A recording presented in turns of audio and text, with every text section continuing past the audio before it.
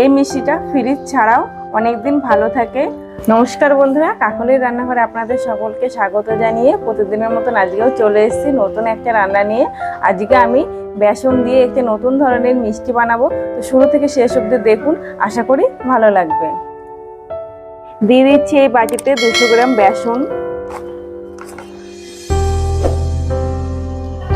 মিষ্টিটা তৈরি করার জন্য এখানে আমি 200 গ্রাম বেসন নিয়ে নিয়েছি। 200 গ্রাম বেসনের জন্য আমি এখানে 2 চামচ ঘি ব্যবহার করছি। ঘিটা আমি এখানে ময়াম হিসাবে ব্যবহার করছি। ঘি দিয়ে বেসনের সঙ্গে খুব ভালো করে প্রথমে মেখে নেব। আমি হাত দিয়ে মাখবো, হাত দিয়ে মাখলে মাখাটা আরো বেশি ভালো হবে। ময়দার সঙ্গে ঘি ভালো করে মিশিয়ে নিয়েছি। এবার দিয়ে দেব 2 চামচ দুধ। 2 চামচের বেশি আমি দুধ ব্যবহার করব না। দুধ দিয়ে বেসনের সঙ্গে আরো কিছুক্ষণ মেখে নেব হাত দিয়ে। এভাবে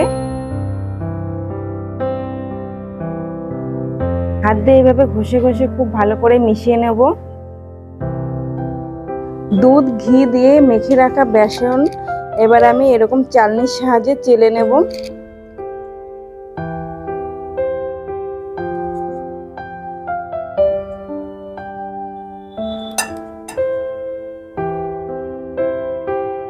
এইরকম নিত্য নতুন রান্না দেখার জন্য আমার চ্যানেলটাকে সাবস্ক্রাইব করবেন, লাইক করবেন, কমেন্ট করবেন আর পাশের বেল বাটনটা অবশ্যই ক্লিক করে দেবেন, যাতে করে সবার আগে নোটিফিকেশন আপনাদের কাছে পৌঁছে যেতে পারে। এই যে বেসন খুব ভালোভাবে চেলে নিয়েছি, এরকম দানা দানা বেরিয়েছে, এগুলো আমি ফেলে দেব। আর এই যে কত সুন্দর হয়েছে চালার পরে। আমি এই বেসন দিয়ে মিষ্টি তৈরি করব। 200 গ্রাম বেসনের জন্য আমি এখানে প্রথমে 50 গ্রাম ঘি দিয়ে দেব। আপনারা এখানে ঘির পরিবর্তে 2 চামচ ঘি আর বাকি বাদ সাদা তেল দিয়েও করতে পারেন, তাহলে আপনারা মিষ্টির মধ্যে ঘিয়ের সেন্ট পাবেন। অনেকে আছেন ঘি পছন্দ করেন না, তারা সাদা তেল আর 2 চামচ ঘি ব্যবহার করতে পারেন। এখানে ঘি গরম হয়ে গেছে, এবার আমি বেসন ঢেলে দেব।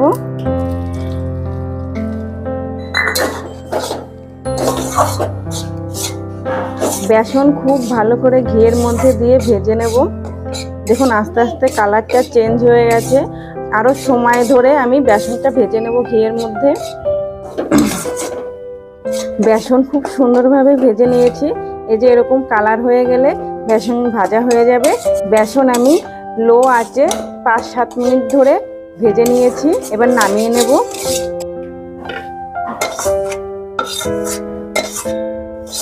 একশো গ্রাম চিনি দিয়ে দিচ্ছি। যে বাটি মেপে আমি চিনি দিয়েছি সেই বাটিরই 1 বাটি জল দিয়ে দিচ্ছি। চিনি গলে যাওয়া পর্যন্ত ভালো করে নেড়ে নেব।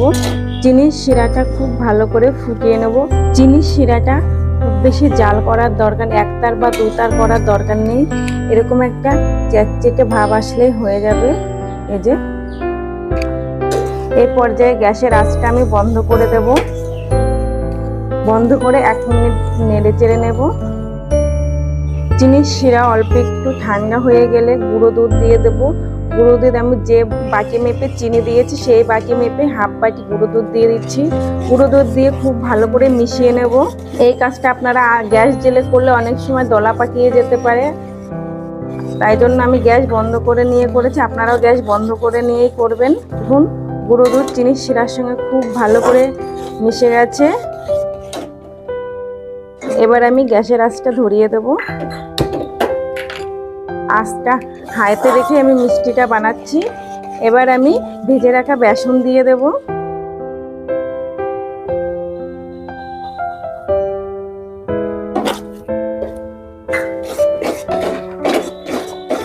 বেসন দিয়ে খুব ভালো করে নেড়ে চেড়ে নেব, যাতে দলা দলা না পাকিয়ে যায়।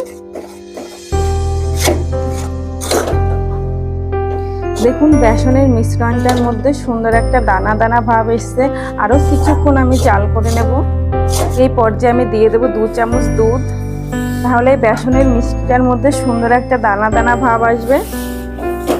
এখানে আপনারা দুধের পরিবর্তে জলও ব্যবহার করতে পারেন, কিন্তু দুধ ব্যবহার করলে মিষ্টিটা খেতে আরো বেশি ভালো লাগে। মিষ্টির জন্য বেসনের মিশ্রণটা রেডি হয়ে গেছে। এবার আমি একটা পাত্রে ঢেলে নেব। এর থেকে বেশি আমি শুকিয়ে নেব না, তাহলে মিষ্টি তৈরি হওয়ার পরে বেশি শক্ত হয়ে যাবে। যখন দেখবেন কড়াইয়ের গা থেকে এরকম দলা পাকিয়ে আসছে, তখন ভাববেন বেসনের মিষ্টিটা পুরোপুরি রেডি। বেসনের মিষ্টি আমি এই পাত্রে সেট হতে দেব। তার জন্য ঘি দিয়ে পাত্রটার গায়ে মেখে নেব, যাতে মিষ্টিটা ঠান্ডা হওয়ার পরে খুব ভালো করে ছেড়ে যায় পাত্র থেকে। বেসনের মিশ্রণটা এবার এই পাত্রে ঢেলে নেব।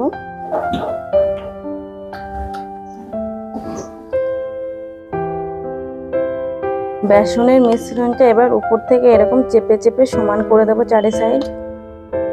এবার আমি বেসনের এই মিষ্টিটা 2 থেকে 3 ঘন্টা ঠান্ডা হতে দেব, তারপরে কেটে আমি দেখাবো আপনাদের কেমন হয়েছে।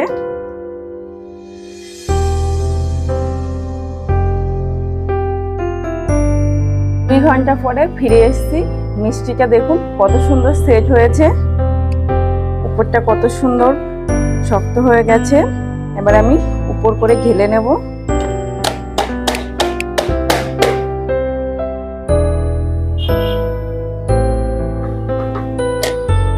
দেখুন, এবার আমি পিস পিস করে কেটে নেব।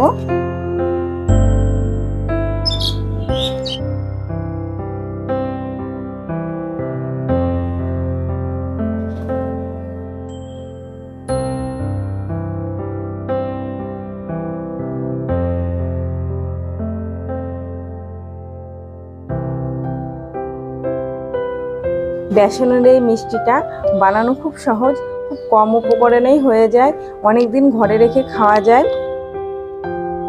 আপনারাও এইভাবে অল্প উপকরণে খুব সহজেই বাড়িতে বানিয়ে নিতে পারেন। মিষ্টির উপর দিয়ে একটু পেস্তা কুচি সাজিয়ে দিচ্ছি।